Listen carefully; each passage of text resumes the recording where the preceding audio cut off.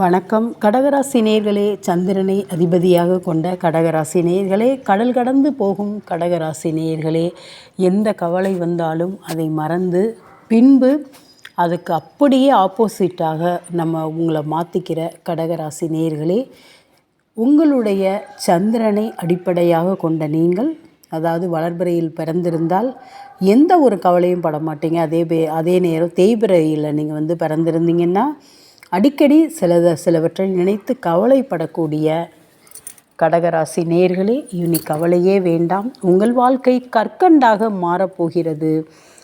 உங்களுடைய கோச்சாரப்படி, அதாவது இப்போ ஜாதகத்தில் உங்களுடைய சுய ஜாதகத்தில் கடகராசிக்கு இப்போ கோச்சாரப்படி, கடக லக்னமாக இருக்கலாம், ராசியாக இருக்கலாம், இப்போ கோச்சாரப்படி இந்த ஆவணி மாதம், அதாவது கிரகங்கள்லாம் ரொம்ப ரொம்ப நல்லா இருக்குது. சனி பகவான், குரு பகவான், ராகு கேது இதெல்லாம் நிலையாக இருக்கக்கூடிய கிரகங்கள். மற்ற கிரகங்கள் எல்லாம் 2 மாதம் அது மாதிரி ஒரு மாறக்கூடிய கிரகங்கள். இந்த மாதிரி கோச்சார நிலைமையை பார்த்தா இந்த கடகராசிக்கு அருமையான பலன்கள் இருக்குது. உங்களுக்கு ரொம்ப ரொம்ப விஐபி அப்படின்னு சொல்லக்கூடிய குரு பகவான் உங்களுக்கு அருமையான இடத்துலேருந்து, லாபஸ்தானத்திலிருந்து, 11ஆம் இடத்திலிருந்து அருமையான பலன்களை வழங்கி கொண்டிருக்கிறார். கடகராசி நேயர்களே, வாசலில் வாழை மரம், மனதில் சந்தோஷம். ஆணாக இருந்தால் பெண்ணுக்கும், பெண்ணாக இருந்தால் ஆணுக்கும் கற்கண்டான திருமண வாழ்க்கை, அமைதியான குடும்பம், செல்வ பெருக்கோடு ஒரு பெண்ணோ ஒரு மணமகனோ திருமணம் பண்ணி ரொம்ப ரொம்ப சந்தோஷமாக இருப்பீங்க. உங்களுக்கு லாபமான இடத்தில் குரு பகவான் இருக்கிறார். எந்த தொழிலாக இருந்தாலும் அதில் லாபமாக இருப்பீங்க. மாணவர்கள்லாம் நல்லா படிப்பீங்க. அரசியல்வாதிகள்லாம் அருமையாக இருக்குது. பெண்கள்லாம் விலை உயர்ந்த ஆடை ஆபரணங்கள், நகைகள் இதெல்லாம் வாங்கி போட்டு மகிழ்ந்து சந்தோஷப்படுவாங்க. குடும்பத்தில் நிம்மதி இருக்கும், அமைதி இருக்கும், சந்தோஷம் இருக்கும். வீட்டில் மங்கள காரியங்கள் அதிகமாக நடைபெறும். எல்லாருமே வீட்டில் சந்தோஷமாக இருப்பாங்க. அதனால் கவலையே படாதீங்க. 8ஆம் இடத்தில் இருக்கும் சனி பகவான் ஆயுள் காரகன். ஆயுள் இடத்துலையே 8ஆம் இடத்துலையே இருக்கிறார். அதனால் ஆயுளுக்கு எந்த குறையும் இல்லை. 100 வயசு வரைக்கும் நீங்கள் ரொம்ப ரொம்ப நல்லா இருப்பீங்க. காரிய தடங்கள் சில நேரம் காரியத்தில் தடங்கள் ஏற்படலாம். அதனால் சனி பகவானை நீங்கள் சனிக்கிழமை தோறும் சிவன் கோயில் சென்று சனி பகவானை வணங்கி பின்பு சிவனையும் அம்பாளையும் தரிசித்து வருவது ரொம்ப ரொம்ப நல்லது. 9ல் ராகு இருக்கிறார். அவரும் சின்ன சின்ன காரிய தடங்களை கொடுப்பார். அதனால் கவலைப்படாதீங்க. பாக்கியஸ்தானம் என்று சொல்லப்படும் 9ஆம் இடத்தில் ராகு இருப்பதால் உங்களுக்கும் உங்கள் தந்தைக்கும் வாக்குவாதம் ஏற்படலாம், பிரச்சனை ஏற்படலாம். தந்தையின் சொத்துக்களில் சில பிரச்சனைகள் வரலாம். அது உங்களுக்கு கிடைப்பதில் தாமதமாகலாம். ஆனால் கவலைப்படாதீர்கள், எல்லாமே நல்ல விதமாக நடக்கும். அடுத்தது 11ல் செவ்வாய் வேறு இருக்கார். செவ்வாய் இந்த மாதம்லாம் உங்களுக்கு ஆவணி மாதம் தன லாபத்தை தருவார், வீட்டில் சந்தோஷத்தை தருவார். நீங்கள் ரியல் எஸ்டேட்டில் இருந்தீங்க, பூமி சம்பந்தமான எந்த ஒரு தொழில் பண்ணாலும் சரி, ஹோட்டல் வச்சுருந்தீங்கனாலும் சரி, மிலிட்ரியில் இருந்தாலும் சரி, போஸ்ட் ஆஃபீஸில் இருந்தாலும் சரி, காவல்துறையில் இருந்தாலும் சரி, சம்பள உயர்வு ஏற்படும், அருமையான வேலை கிடைக்கும், நல்ல ஒரு லாபம் ஏற்படும்.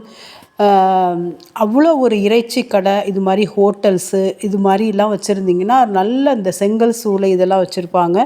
அருமையான லாபம் ஏற்படும். ரொம்ப ரொம்ப நல்லா இருப்பீங்க. பூமி சம்மந்தப்பட்ட எந்த தொழில் செய்தாலும் மிகப்பெரிய லாபத்தை, தனலாபத்தை இந்த செவ்வாய் பகவான் உங்களுக்கு கொடுப்பாரு. அவ்வளோ ஒரு அருமையான இது இருக்குது. 3ல் சுக்கிரன் இருக்கிறதுனால உடல் சௌக்கியம், மன சௌக்கியம், குடும்பத்தில் சந்தோஷம் ஏற்படும். அது மட்டும் இல்லாமல் கேது பகவான் ஞானக்காரகன், மோட்சக்காரகன் என்று சொல்லக்கூடிய கேது பகவான் 3ஆம் இடத்தில் இருப்பதால் தன லாபத்தை தருவார். தைரியம், வீரியம், இளைய சகோதரம், அந்த இடத்துல கேது பகவான் இருக்கார். நீங்கள் தைரியமாக இருந்து எதையுமே முடிவெடுத்து நல்ல ஒரு லாபம், உங்களுடைய தொழிலாக இருந்தாலும் சரி, ஒரு இடம் வாங்குறதா இருந்தாலும் சரி, வண்டி வாகனமாக இருந்தாலும் சரி, உங்களுக்கு எந்த ஒரு இதுவாக இருந்தாலும் லாபமாக அமையும். எல்லா விதத்துலேயும் உங்களுக்கு மனசில் சந்தோஷம் இருக்கும். உடல் நலம் நன்றாக இருக்கும். எனவே வீட்டில் அருமையான குழந்தை சத்தம், கெட்டி மேள சத்தம், வீட்டில் மங்கள காரியங்கள் கண்டிப்பாக நடைபெறும். இந்த ஆவணி மாதம் கடக ராசிக்கு ரொம்ப ரொம்ப அருமையாக இருக்குது. நீங்கள் முத்துவை பயன்படுத்தினால், அதாவது உங்களுக்கு முத்து முத்தான வாழ்க்கை அமையும். முத்து முத்தாக திருமண வைபவம் கண்டிப்பாக நடைபெறும். சந்திரனுக்கு உரிய ராசிக்கள் அப்படின்னு பார்த்திங்கன்னா முத்து தான். அந்த முத்தை தான் நீங்கள் அணிய வேண்டும். திங்கட்கிழமை தோறும் நீங்கள் சிவபெருமானுக்கு போகிறது ரொம்ப ரொம்ப நல்லது. அதே நேரம் அம்மனுக்கு பால் வாங்கி கொடுத்து அபிஷேகம் செய்தால் சிறந்த பலன் ஏற்படும். நீங்கள் வெண்பட்டு நிறத்தில் உங்களுடைய ஆடையை அடிக்கடி மாற்றி அணியும் போது ரொம்ப ரொம்ப நல்லது. 8இல் சனி இருப்பதால் கண்டிப்பாக கருப்பு கலரை நீங்கள் தவிர்ப்பது ரொம்ப ரொம்ப நல்லது. கருப்பு நிறத்தை நீங்கள் பயன்படுத்த உங்களுக்கு காரிய தாமதம், காரிய தடங்கள், உடல் நல சோர்வு, மனசோர்வு எல்லாம் ஏற்படும். அதனால் கருப்பை பயன்படுத்தாதீர்கள். அடிக்கடி நீங்கள் அதே நேரம் கோயிலுக்கு போகிறது ரொம்ப நல்லது. பௌர்ணமி அன்னைக்கு சந்திரன் முழு நிலவாக சந்திர பகவான் தன்னுடைய மனைவியோடு காட்சி தருவதால் பூமிக்கு நீங்கள் பௌர்ணமி அன்னைக்கு கிரிவலம் போகிறது ரொம்ப ரொம்ப நல்லது. கடகராசி நேயர்களே, பௌர்ணமி அன்னைக்கு பக்கத்தில் இருக்கிற எந்த சிவன் கோயிலை நீங்கள் சுற்றி வந்தாலும் அது கிரிவலத்துக்கு சமமானது தான். அதனால் பக்கத்தில் எந்த சிவன் கோயில் இருந்தாலும் அதை சுற்றி கிரிவலம் செய்து உங்களுடைய அந்த பலனை மேலும் மேலும் அதிகரிச்சுக்குங்க. வாழ்க்கையில் அதிர்ஷ்டமாக இருப்பீங்க. ரொம்ப நல்ல விஷயங்கள்லாம் நடக்கும். நல்லா மாணவர்கள்லாம் நல்லா படிப்பாங்க. ஏன்னா வளர்பிறையில் நீங்கள் பிறந்திருந்தாலும் தேய்பிறையில் பிறந்திருந்தாலும் அந்த முழு சந்திர பகவான் உங்களுக்கு அனைத்து விதமான மங்களங்களையும் தரக்கூடியவர். அதனால் அந்த பௌர்ணமி அன்னைக்கு நீங்கள் தவற விடாமல் அன்னைக்கு சைவமாக சாப்பிட்டு நீங்கள் கிரிவலம் வந்தால் உங்கள் வாழ்க்கையில் பலவித நன்மைகள் ஏற்படும். செஞ்சு பாருங்கள். எனவே கடக ராசிக்கு எல்லா கிரகங்களும் சாதகமாக இருக்காங்க, பாதகமாக இல்லாமல் சாதகமாக இருக்காங்க. அதனால் உங்களுடைய வாழ்க்கை கற்கண்டாக இனிக்கும்.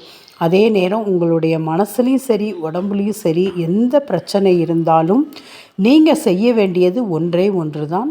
அம்மன் கோயிலுக்கு பால் வாங்கி அபிஷேகம் பண்ணணும். கல்கண்டு சாதம், நல்ல சாதம் வடித்து அதில் கல்கண்டு ஏலக்காய் நெய் கலந்து நீங்கள் அம்மனுக்கு வைத்து நீங்கள் நெய்வேத்தியம் பண்ணிவிட்டு அது அங்கே இருக்கிறவங்களுக்கு கோயில்லையும் கொடுத்துட்டு நீங்களும் சாப்பிடும் போது உங்கள் வாழ்க்கையும் கற்கண்டாக இருக்கும், உங்களுடைய குடும்பமும் கற்கண்டாய் சந்தோஷமாய் இருக்கும். எனவே கடகராசி நேயர்களே, ஆவணி மாதம் உங்களுக்கு கற்கண்டாக இனிக்கும். நன்றி. என்னுடைய சேனலை நீங்கள் முதல்ல பார்க்குறீங்க அப்படின்னா லைக் பண்ணுங்கள், ஷேர் பண்ணுங்கள், சப்ஸ்கிரைப் பண்ணுங்கள். நன்றி.